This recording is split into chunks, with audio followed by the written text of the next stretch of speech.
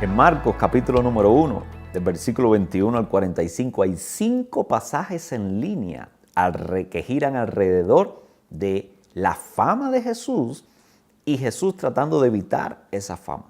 Jesús llega a Galilea y en medio de la sinagoga, ahí tiene que mostrar la autoridad que respalda su ministerio. Y hay cinco elementos sobre los cuales Jesús muestra autoridad que nos deja pasmado a los seres humanos. En primer lugar, sobre la enseñanza de la palabra. Claro, es su palabra, no la de los escribas. En segundo lugar, sobre los espíritus inmundos. Por supuesto, ¿para qué fajarnos con ellos? Ellos reaccionan de una sola manera cuando ven la autoridad de Jesús. Peguémonos a Jesús y su autoridad lo hará todo. En tercer lugar, sobre la enfermedad. Nuestros cuerpos sufren y estamos impotentes ante eso. La autoridad de Jesús se impone a la enfermedad. En cuarto lugar, la autoridad de Jesús se impone a esta fuerza atrayente que es la aceptación de las personas.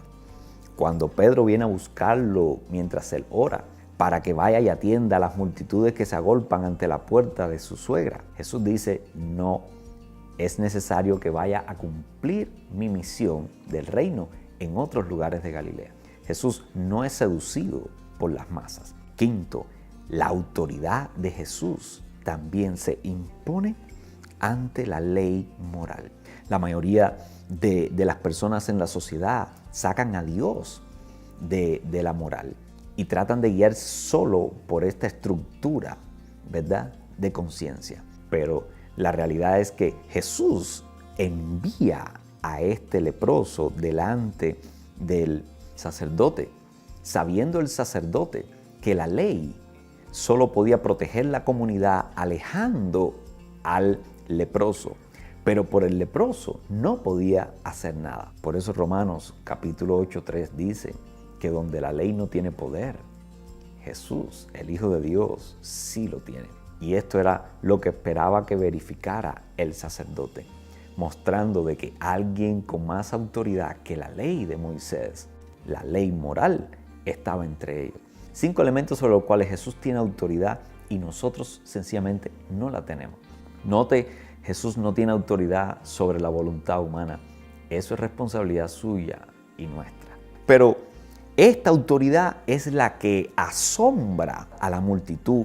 Mire, la multitud tiene una sola forma de responder ante este asombro, esta autoridad abrumante, y es salir a dar fama. Pero eso es lo que Jesús trata de evitar. Y aquí es importante que veamos cómo reacciona el corazón humano, muy diferente a lo que espera Jesús del corazón humano. Esto nos lleva entonces a la segunda pregunta.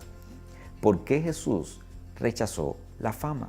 Interesante, Jesús no necesita la fama entre aquello que ha creado. Él se sabe creador. Un creador es medido o juzgado por su obra.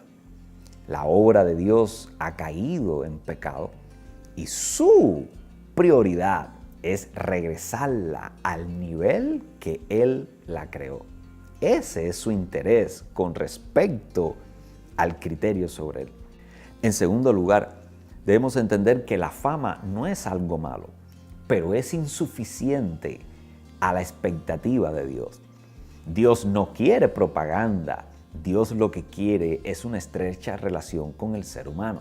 Y esto queda establecido en estos 2 pasajes que comparto. Primero, la mujer que derrama el perfume valioso a los pies de Jesús.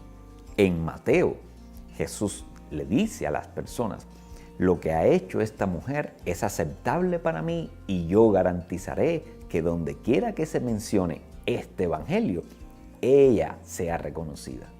Jesús dejó claro cuánto valoraba la adoración de las personas ante la fama que le podían dar. En el segundo pasaje que los encontramos en Lucas 7, nos vemos en la misma escena, pero aquí Jesús ilustra su punto con con la parábola de una persona que tenía dos deudores. Uno debía una cantidad grande, otra pequeña, y decide perdonar a ambos.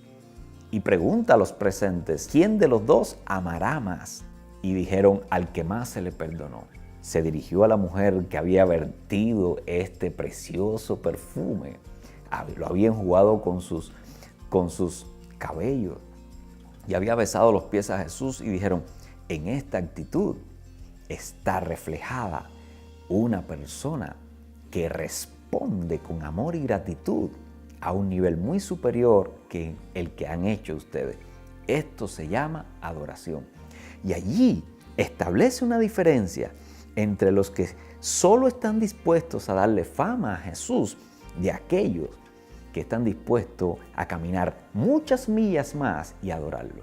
Hay una diferencia muy grande entre ser un fan de Jesús y ser un redimido por Jesús. Uno provee fama, el otro adora.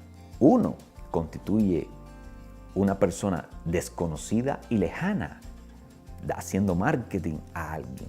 El otro es un redimido, es un hijo, es alguien que tiene acceso al corazón de Dios. Por eso, Jesús es a quien yo prefiero. Él es mi influencia.